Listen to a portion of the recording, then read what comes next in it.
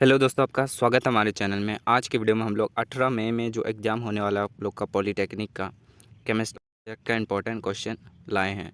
तो इस वीडियो से एक या दो तीन क्वेश्चन जो है ज़रूर से आप लोग का पेपर में लड़ेगा, और ये जो है वह हर एक पेपर में आता है। आप देख सकते हैं कि क्रिस्टलन का जल में नहीं होता है, plaster of Paris, acetic acid Eno's का पीएच क्या है, दंतमंजन में रासायनिक यौगिक कौन सा पाया जाता है, नारंगी का पीएच, इन सब का डिस्कस करेंगे। मतलब इन सब आप क्वेश्चन बताएंगे कि क्या क्या आंसर होगा। तो पहले हम लोग थ्योरी जो है वो पढ़ लेते हैं, इम्पोर्टेंट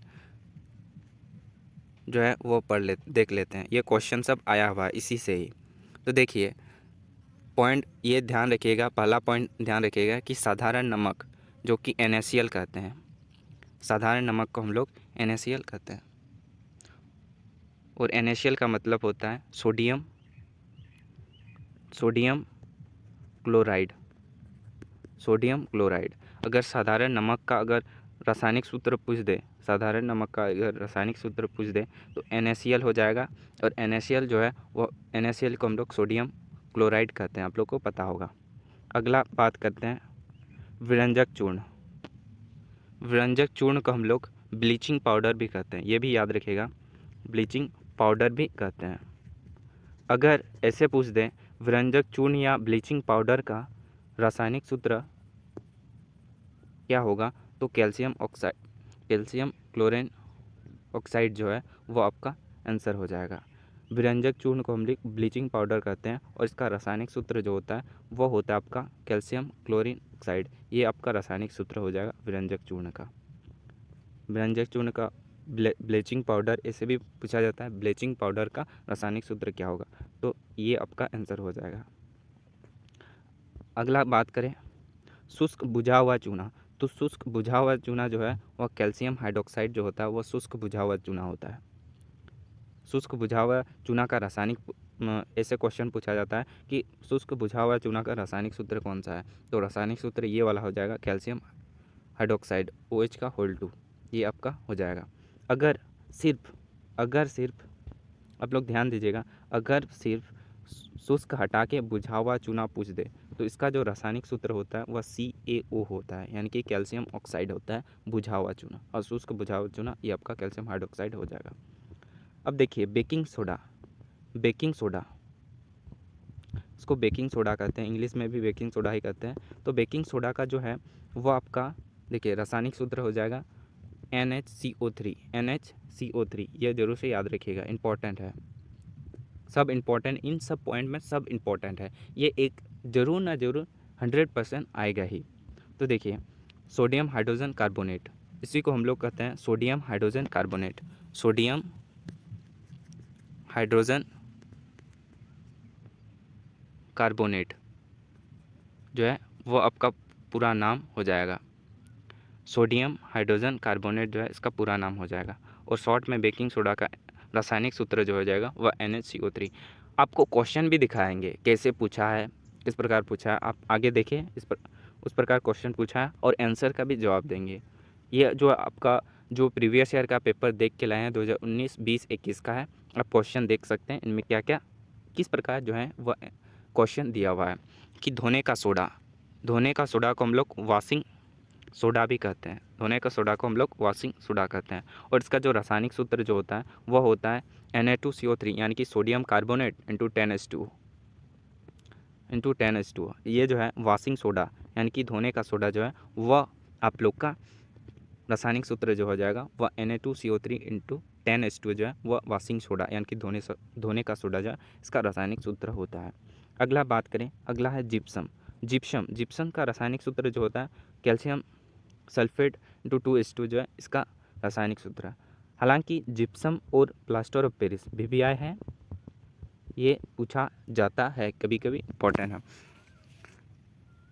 देखिए तो जिप्सम का जो फॉर्मूला हो जाएगा CaHO4 इंटू 2H2O, और प्लास्टर ऑफ पेरिस का जो हो जाएगा वह CaSO4 इंटू हाफ H2O। यानी इसमें जो डिफरेंस है वह 2H2O और हाफ H2O के बीच है। जिप्सम में 2H2O होता है और प्लास्टर ऑफ पेरिस में हाफ H2O का अंतर होता है। तो रासायनिक सूत्र जरूर से याद रखिएगा, प्लास्टर ऑफ पेरिस और जिप्सम का, ये इंपॉर्टेंट है। सब इनमें से सब जो दिखाए हैं वो सब इम्पोर्टेंट है, ज़रूर से याद करके जाइएगा। देखिए प्लास्टर ऑफ पेरिस का जो उपयोग करते हैं हम, ये जो उपयोग करता है वह डॉक्टर टूटी हुई हड्डियों को सही करने के लिए किया जाता है। आप लोग देखे होंगे जब किसी का हाथ टूट जाता है, हाथ या कोहनी किसी का टूट जाता है, तो उसमें आप देखे होंगे सफ़ेद कलर का जो है परत जमाया जाता है। तो वह क्या है, वह जो है वह प्लास्टर ऑफ पेरिस होता है, वह जो है वह प्लास्टर ऑफ पेरिस होता है। और ये जो ही है वह डॉक्टर टूटी हुई हड्डियों का सही करने यानी कि ठीक करने के लिए किया जाता है। ये भी इम्पोर्टेंट है, पूछा जाता है कभी कभी। अब देखिए क्रिस्टलन का जल पूछ देगा, इनमें से कौन क्रिस्टलन का जल है। तो देखिए जिसमें जल का अणु होता है उसी में क्रिस्टलन का जल कहते हैं। जैसे देखिए CaSO4 × 5H2O, H2O के आगे जो अणु है से इसमें 5 है। दूसरा में देखिए CaSO4 H2O के आगे 2 है, यानी कि 2 अणु है, इसमें 5 अणु है। और लास्ट में देखिए Na2CO3 10H2O, तो H2O जल के आगे 10 अणु है। तो इस प्रकार का संरचना दिखे, मतलब रासायनिक सूत्र दिखे, तो आगे जो H2O के आगे जो दिया रहता है इसी को हम लोग क्रिस्टलन का जल कहते हैं। होप समझे होंगे। आगे हम लोग क्वेश्चन आएगा तब बताएंगे किस प्रकार पूछा जाता है। अब देखिए ये भी इम्पोर्टेंट है, भोजन को पचाने के लिए हमारे शरीर में कौन सा अम्ल होता है या पचाने में कौन मदद करता है, कौन सा अम्ल पाया जाता है। तो HCl को हम लोग हाइड्रोक्लोरिक अम्ल कहते हैं। HCl को हम लोग, ये जो है पूरा नाम जो है वह हाइड्रोक्लोरिक अम्ल होता है HCl, ये भी याद रखिएगा। अगला है मुंह के pH का मान। तो मुंह के pH का मान जो होता है वह 5.5 होता है। अगर 5.5 से कम हो जाएगा तो दांतों का क्षय प्रारंभ होता है। मुंह या दांत कहे एक ही बात है। इसका जो pH का वैल्यू जो होता है वह ज़रूर से याद रखिएगा, वह होता है 5.5। अगर 5.5 से कम होगा तो आप लोग का जो है दांत का क्षय होना शुरू हो जाएगा, दांत का क्षय होना शुरू हो जाएगा। अब देखिए शरीर का सबसे कठोर पदार्थ, शरीर का नहीं, यहाँ दांत का यहाँ दांत हो जाएगा, यहाँ दांत का यहाँ हो जाएगा दांत का सबसे कठोर तत्व, मतलब कठोर पार्ट बोले या सबसे कठोर पार्ट जो होता है वह इनेमल होता है। और इसका दूसरा नाम की बात करें तो दंतवलक होता है। अगर पूरा एलिमेंट में बात करें, तत्व की बात करें, तो इसमें पाया जाता है कैल्शियम हाइड्रोएपेटाइट। ये जो है वह दांत में पाया जाता है। दांत का सबसे कठोर पदार्थ या कठोर भाग की बात करें तो इनेमल होता है। और इनेमल को दूसरा हम लोग भाषा में बोलते हैं दंतवलक। और ये जो होता है वह कैल्शियम हाइड्रोएपेटाइट से तत्व से बना होता है। वो समझे होंगे। अगला की बात करें, हमारा शरीर में 7 से 7.8 का pH परास के बीच कार्य करता है। हमारा का यानी कि मानव जीवन का जो शरीर जो pH का वैल्यू होता है वह 7 से 7.8 की जो है pH परास के बीच काम करता है। अगला बात के लिए अम्ल वर्षा का pH मान। तो अम्ल वर्षा का जो pH मान होता है 5.6 होता है। ये भी याद रखिएगा, अम्ल वर्षा का pH मान जो है वह 5.6 होता है। अगला याद रखिएगा जठर रस का pH मान लगभग जो है वह 1.2 होता है। जठर रस का pH मान जो होता है वह लगभग 1.2 होता है। और नींबू का रस या नारंगी का रस जो होता है वह लगभग 2.2 होता है, यानी कि 2 से लेकर आपका 2.2 के बीच में होता है। नींबू का रस या नारंगी का रस की बात करें।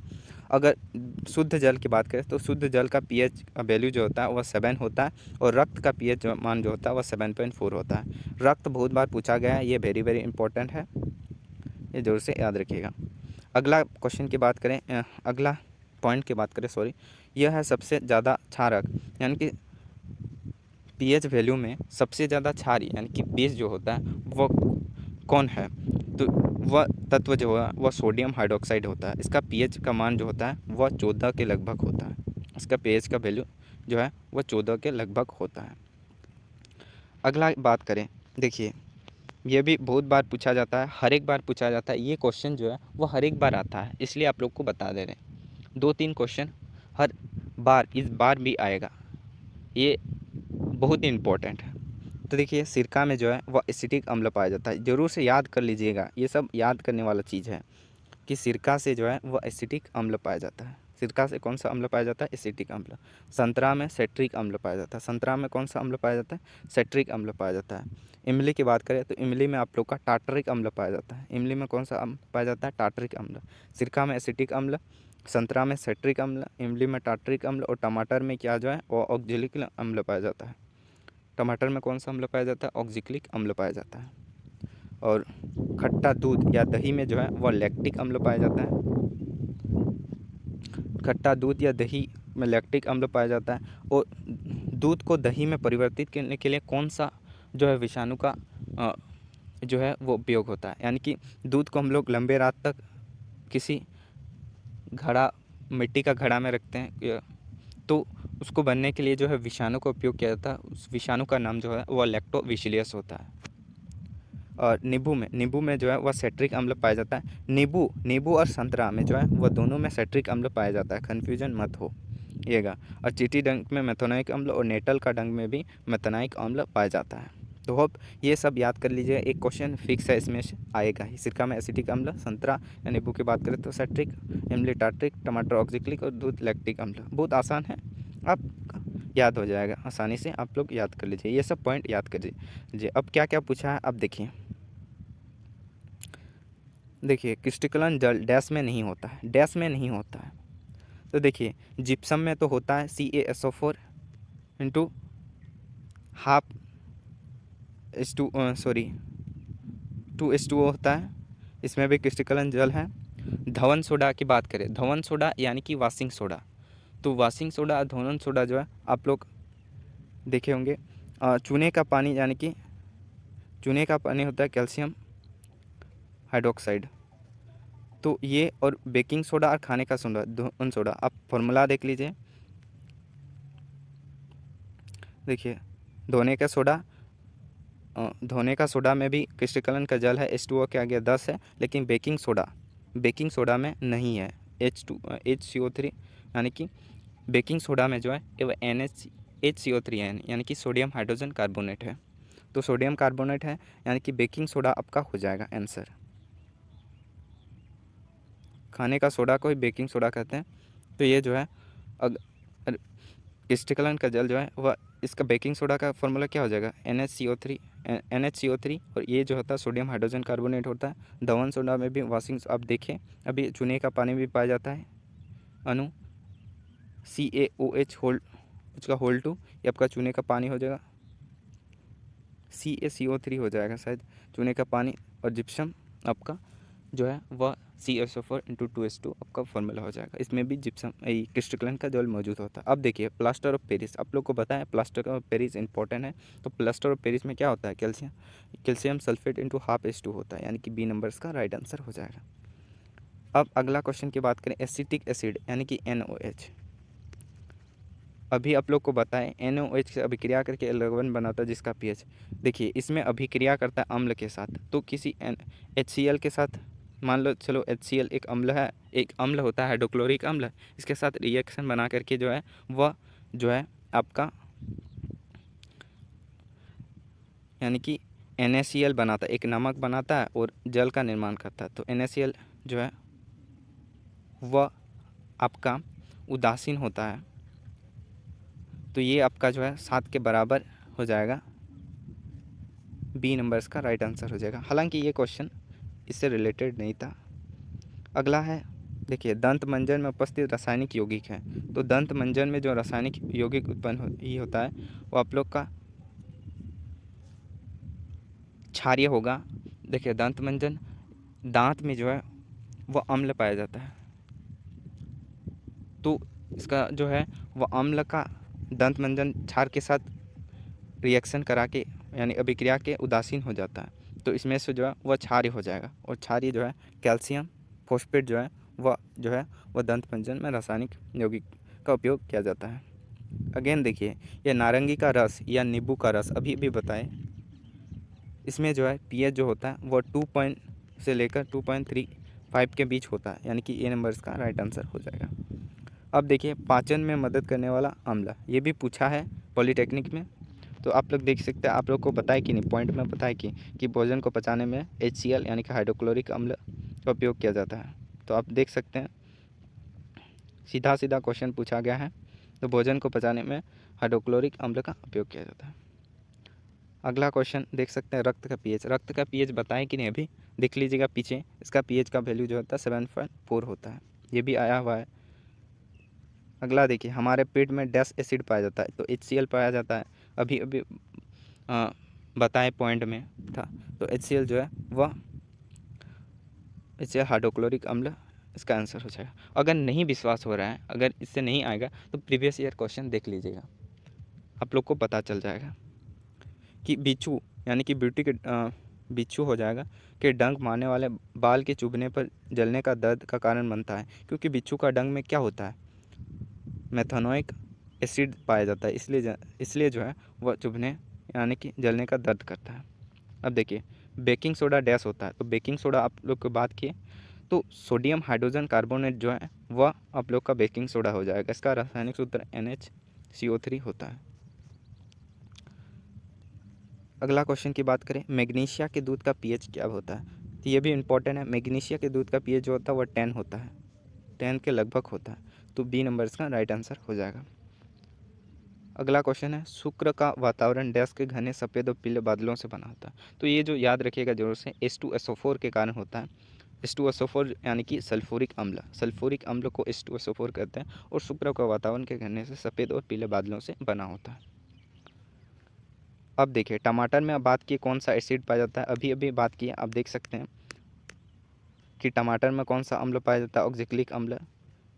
चींटी का डंक में कौन सा अम्ल पाया जाता है, मेथनोइक अम्ल। अब देखिए अभी अभी देखिए तो क्वेश्चन तो ऐसे ही पूछा जाता है, ज़रूर से याद कर लीजिएगा पॉइंट सब, कि टमाटर में ऑक्जेलिक एसिड यानी कि अम्ल पाया जाता है, एसिड को ही अम्ल कहते हैं।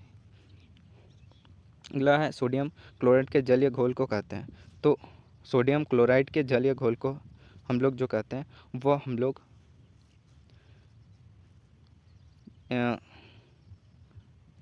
जलीय घोल को, सोडियम क्लोराइड के जलीय घोल को हम लोग खारा कहते हैं। अगला है ब्लीचिंग पाउडर। अभी ब्लीचिंग पाउडर की बात किए यानी कि विरंजक चूर्ण, और विरंजक चूर्ण का रासायनिक सूत्र पूछा गया है, तो आपका अब देखिए आपको बताए COCl2, तो CaOCl2 हो जाएगा, कैल्शियम ऑक्साइड Cl2। इसमें नहीं दिया हुआ है आपका, ये वाला जो C नंबर इसका ब्लीचिंग पाउडर का रासायनिक सूत्र हो जाएगा। इसका जो फॉर्मूला होता है ये याद रखिएगा, रासायनिक सूत्र जो होता है कैल्शियम ऑक्साइड क्लोरीन जो है वह होता है ब्लीचिंग पाउडर का रासायनिक सूत्र। यहाँ थोड़ा मिस्टेक है, व्यंजक चूर्ण या ब्लीचिंग पाउडर की बात करें तो ये नहीं होगा, CaOCl2 हो जाएगा। थोड़ा करेक्ट कर लीजिएगा, थोड़ा सा गलती हो गया था। अगला क्वेश्चन की बात करें, अगला है देखिए, सोडियम कार्बोनेट का पुनः क्रिस्टलीकरण उत्पादित करता है, तो सोडियम कार्बोनेट का जो पुनः क्रिस्टलीकरण उत्पादित करता है वह आपका धुलाई सोडा यानी कि धोवन सोडा में उत्पादित करता है, बी नंबर इसका राइट आंसर हो जाएगा।